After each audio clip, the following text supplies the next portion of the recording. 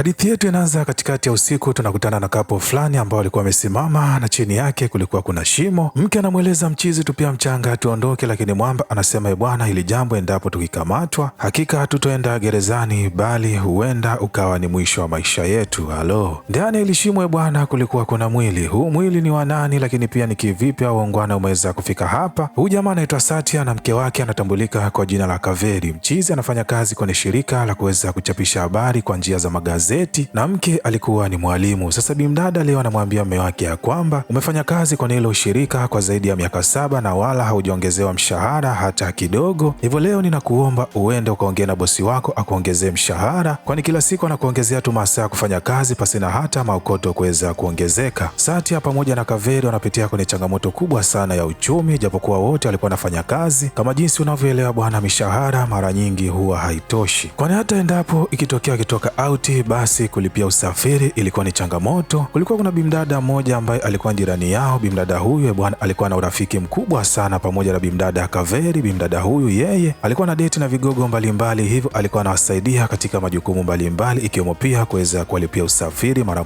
moja. Satya leo baada ya kufika kazini akaamua kuweza kuvua uoga na kwenda kuzungumza na bosi wake aweze kumwongezea mshahara, lakini bosi anamweleza kwamba kwa sasa teknolojia imekuwa sana, hivyo watu wengi hawasomi magazeti. Anamweleza Satya kama unahitaji kupata maokoto ya kutosha basi jiunge na wewe kwenye mitandao ya kijamii. Satya kutokana na hasira akaamua kuacha kazi na leo akaelekea baa kwenda kutuliza mawazo kimtindo. Akiwa hapa anafika mwamba mmoja anatambulika kwa jina Shayani. Anamweleza kwamba sisi tulisoma wote, hivyo nimekukumbuka mchizi wangu, ninatamani tuweze kupata muda wa kupiga mastori mawili matatu. Lakini mwamba kwa kuwa alikuwa na mawazo ya kutosha anamweleza mshikaji ya kwamba hamkumbuki, lakini leo ana mawazo ya kutosha, kwani ameamua kuchukua majukumu ya kuacha kazi ambayo anaitegemea sana hapa mjini na wala atambui ataishi vipi. Lakini Shayana anamweleza mwanangu, usijali. Wanaondoka wote mpaka magetoni. Bimdada alishangaa sana, huyu mwamba anamletaje mtu ambaye wala hamfahamu? Hata kama mchizi alisema ya kwamba alisoma naye na kuwaja anamleta mpaka nyumbani. Lakini Shayana akasema kesho asubuhi na mapema anahitajika kuondoka ndani ya hili eneo kuelekea nchini Ufaransa, hivyo wala wasijali. Lakini bimdada mpaka chumbani akaendelea sana kumgombeza mume wake. Anamweleza inakuwa je, anamleta mtu asiyemfahamu? Je, likitokea la kutokea wao watafanya je? Halo, katikati ya usiku tunamwona mshikaji anaamka anachukua kibegi na kuelekea maliwatoni, lakini bimdada ghafla akasikia kishindo kizito. Anamwamsha Satya na baada ya kuelekea maliwatoni bwana anakuta mshikaji akiwa kaanguka na mapovu yanamtoka mdomoni. Baada ya kumtikisa akagundua tayari mwamba alishapoteza maisha. Sasa atafanyaje? Ikabidi wamvute kumpeleka katika eneo lingine. Hapa wakawa na discuss, je wapige simu polisi, na endapo akiulizwa huyu mtu ni nani wao watatoa maelezo gani? Lakini wakiwa hapa ghafla mtu yule bwana sehemu ambapo alikuwa amemuweka akaangukia kitu cha ncha kali. Satya na mke wake wakabaki midomo wazi. Halo, kipindi ambacho alikuwa anaangalia mabegi ya huyu muungwana wakafungua begi moja jekundu ambalo alilokuwa nalo bwana hakuamini macho yao, kwani ndani yake kulikuwa kuna maokoto ya kutosha. Halo, sasa hawa wote walikuwa na shida na pesa na hizi pesa wameziona. Je watafanyaje? Lakini je endapo akipiga simu polisi wakatoa maelezo, ni nani ambaye atakayewaamini? Halo, huu kwao ukawa ni mtihani mzito sana. Lakini upande wa pili unakutana na afisa mmoja wa polisi. Mchizi anatambulika kwa jina la Arijiti. Leo anamkamata mmoja kati ya mtu ambaye naye alikuwa na begi jekundu, anampeleka ndichi na kwanza kumfanyia mateso mengi sana. Anamuuliza begi lingine liko wapi, lakini pia madawa mengine umeyaweka sehemu gani? Mtu huyu anasema haelewi begi lingine liko eneo gani. Halo, masaiko kama hivi. Huyu jamaa ambaye alikuwa na begi jekundu yeye alikuwa anafanya kazi chini ya mwamba mmoja ambaye alikuwa anatambulika kwa jina la Rana. Mtu huyu kazi yake huwa ni kuuza ngada sehemu mbalimbali ndani ya hili eneo, lakini pia ana connection kubwa sana serikalini ikiwemo kufahamiana na waziri. Sasa huyu mwamba alikuwa anatakiwa aweze kupokea mabegi mawili ya pesa ambayo yote alikuwa ni mekundu, lakini kwa sasa anatambua kwamba begi moja jekundu limekamatwa lipo ndani ya kituo cha polisi, lakini lingine bado hajafahamu liko maeneo gani. Na leo akawa anampatia kazi mmoja kati ya askari polisi ambaye huwa anafanya naye kazi mara kwa mara ya kwenda kulitafuta ile begi la pili, lakini ili aweze kufanya kazi kwa umakini ikabidi aweze kujeruhiwa katika mkono wake. Muungwana anaondoka akiwa na maumivu ya kutosha, atambui ile begi ataenda kulipata wapi. Lakini pia anakutana na Arijiti, anamweleza kwamba mimi ninafahamu wewe unafanya kazi na watu wahalifu, hivyo siku moja nikija kupata ushahidi basi nitahakikisha ninakuchukulia sheria kali. Satya na mke wake wanafanya kazi ya kushughulikia ule mwili na kuweka ndani ya lile begi jekundu. Wanaingia katika gari na kuanza safari katikati ya usiku, lakini njiani ile gari linazima. Askari wa patrol wanafika na kuwauliza waungwana kuna nini. Baada ya kuelezea ikabidi waweze kuwasaidia kusukuma na gari hili. Baada ya kuwaka, muungwana ikabidi wawape chochote kitu. Maskari hawa kufanikiwa kabisa kugundua jambo lolote. Waungwana wanafika mpaka ndichi na kuanza kuchimba shimo, na hapa ndipo ambapo filamu ilipoanzia, kipindi ambacho Mwamba pamoja na Bimdada walikuwa wanaulizana ni kitu gani kitatokea endapo akikamatwa.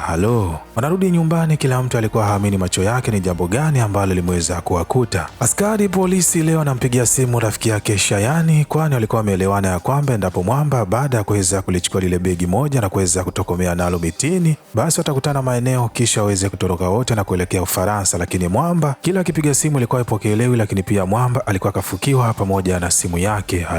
Arijiti pamoja na timu yake wanafanya uchunguzi wa kina na kufanikiwa kuona mwili wa Shayani ukiwa tayari umeanza kuharibika. Ranada pamoja na waziri wanazidi kuvurugwa, tayari walishauona mwili pamoja na lile begi ambalo wao walikuwa naamini ya kwamba lilikuwa lina pesa zao. Kwa sasa walikuwa na kipengele kimoja bado cha kuweza kufahamu ni sehemu gani ambapo zile pesa zingine zitakuwepo. Wanawaita machizi wawili ambao wao kazi yao huwa ni kuweza kufanya tu maangamizi. Watu hawa wanawapatia kazi ya kwenda kumfuatilia yule askari polisi, kwani walikuwa hawaamini, walikuwa wanatambua ya kwamba huenda mtu huyu akawa kawageuka, na wao kwa sasa walikuwa wanahitaji tu kuweza kulipata lile begi la pesa. Inspekta anafanya kazi ya kumtafuta Shayani, lakini pia kuweza kutambua ni sehemu gani ambapo alikuwa kafikia kwa mara ya kwanza. Safari inampeleka mpaka Baha, lakini pia kipindi ambacho yeye alikuwa anaendelea na uchunguzi alikuwa hajui kabisa ya kwamba kuna watu wawili ambao walikuwa wanamfuatilia. Askari huyu safari ya uchunguzi ikampeleka mpaka ndani ya nyumba ambayo alikuwa anaishi Satya pamoja na mke wake. Mchizi baada ya kufika hapa alishangaa sana, kwani nyumba hii ilikuwa ni kimya kwa sababu Satya pamoja na mke wake kwa sasa walikuwepo shopping. Lakini askari polisi kipindi ambapo alipokuwa hapa anafika machizi wawili ambao walikuwa wametumwa na mtaalamu wetu Rana, wanamuuliza afande, je, zile pesa zingine ziko sehemu gani? Mwamba anaeleza kwamba naye yuko hapa kwa ajili ya kuweza kufanya uchunguzi, kwani anaamini Shayani mara ya mwisho alionekana ndani ya hii nyumba.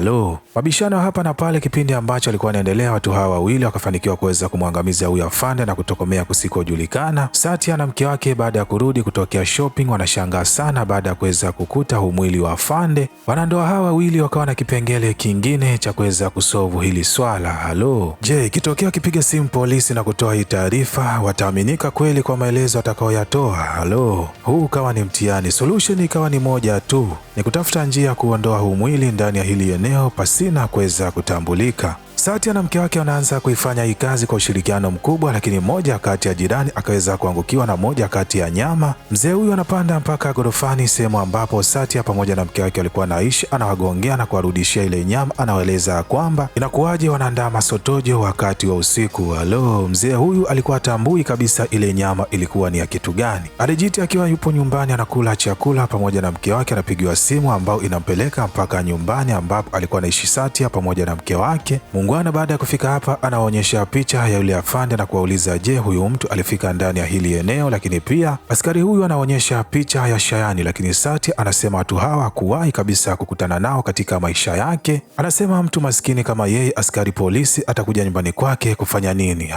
Arijiti kimtindo baada ya kuzunguka ndani ya hii nyumba akawa ana wasiwasi sana, lakini kwa kuwa alikuwa hana ushahidi ikabidi tu aweze kuondoka. Askari baada ya kuondoka, Satya na mke wake akachukua furushi na kwenda kuliweka ndani ya gari, kisha akaelekea mpaka dampo. Wanaacha mzigo kwenye mdori, wanarudi magetoni. Kila mmoja anajiuliza, je, sisi tumekuwa ni watu wa aina gani? Arijiti na timu yake wanafanikiwa kuweza kukuta umdori, na baada ya kukagua hakuamini macho yake. Lakini Mwamba akarudi tena mpaka nyumbani kwa Satya na kumweleza kwamba ule mdori ambao umekuta dampo yeye ana uhakika mkubwa aliuona ndani ya hili eneo siku ya jana.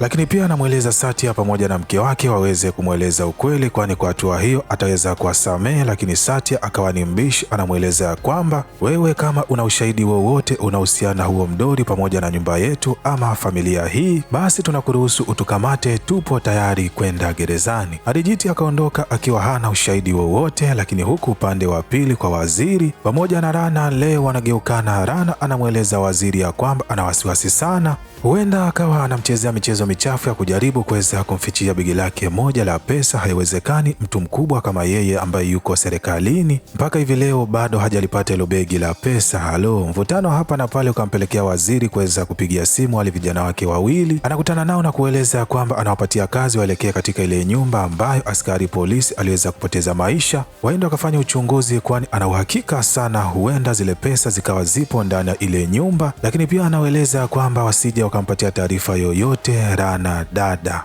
Machizo anaondoka, anafika, wanakutana na Satya pamoja na mke wake, anafanikiwa kuweza kuwaweka mtukati. Satya anaenda kuwapatia begi la pesa, lakini pia anawaeleza kwamba je, sisi endapo mkituangamiza na nyinyi mna uhakika ya kwamba mabosi wenu watawaacha mkiwa hai? Halo, Machizo hakuwajibu jambo lolote, bali wakawachukua mpaka kwenye mikono ya waziri. Muungwana akaanza kuwapiga mikwara. Anaeleza, watu maskini kama nyinyi mweza kunisumbua kichwa changu kwa muda mrefu, yaani sijapata kulala vyema kisa begi langu la pesa ambalo mlikuwa mmetokomea nalo mitini. Muungwana alikuwa anahitaji auangamize, lakini ghafla anafika Rana. Watu hawa wawili wakaanza kubishana. Rana anamweleza waziri hakika amemkosea sana kwa kuhitaji kuweza kumgeuka, lakini pia waziri naye anamwona Rana kama ni mtu ambaye anahitaji kuweza kuharibu mipango yake ya uchaguzi. Mabishano hapa na pale watu hawa wawili akapelekea kuweza kurushiana risasi na watu wengi sana za kupoteza maisha, lakini ghafla Arijit naye anafika ndani ya hili eneo kwa lengo la kuwanasa, lakini naye kwa bahati mbaya akaweza kuangamizwa, lakini Satya pamoja na mke wake wakaondoka ndani ya hili eneo wakiwa hai. Halo, maskari polisi wanafika hapa na kuokota mili ya watu kibao, lakini pia wakafanikiwa kuweza kukutana na lile begi ambalo aliamini ya kwamba ndani yake kuna pesa. Baada ya kulifungua kuamini macho yao, kumbe ndani yake kulikuwa kuna nguo. Halo, hii ikiwa na maana kabisa ya kwamba Satya pamoja na mke wake wamefanikiwa kuondoka tena na pesa zote. Mchizi na mke wake hakika kwa sasa walikuwa wanaishi maisha mazuri sana, lakini pia akaamua kurudi katika ile shirika ambayo alikuwa anafanyia kazi mwanzoni. Anaenda kuwapatia hadithi nzima ambayo yeye ameweza kuexperience siku kadhaa zilizopita, na kwa kuwa taarifa hizi zilikuwa zimeenea katika magazeti ya kwamba waziri alikuwa anakula rushwa, lakini pia alikuwa anaendesha biashara haramu, hii ikampelekea bosi kuikubali hii hadithi, lakini Satya hakujitaja kwamba yeye pia alikuwa mhusika katika hii hadithi, lakini pia watu wote ambao walikuwa wanatambua yeye pamoja na mke wake walikuwa wanahusika kwenye hili jambo walikuwa tayari walishapoteza maisha. Hivyo hapa ina maana ya kwamba hawa waungwana wataendelea kuishi maisha ya raha tena na burudani tele bila kutambulika, lakini pia umeweza kupata kitita kikubwa sana cha pesa tena kimseleleko. Waungwana anaamua kuhama kwenye hili eneo na kwenda kuanza maisha mengine, lakini nasi ndio tunafika mwisho hadithi yetu. Na kama umeipenda video hii na umeenjoy ama umejifunza jambo jipya, basi usisahau kushare, kulike na kusubscribe ili kuwa mwanafamilia wa kupata vigongo vikali vilivyonyooka na kupoa kama hivi kila siku.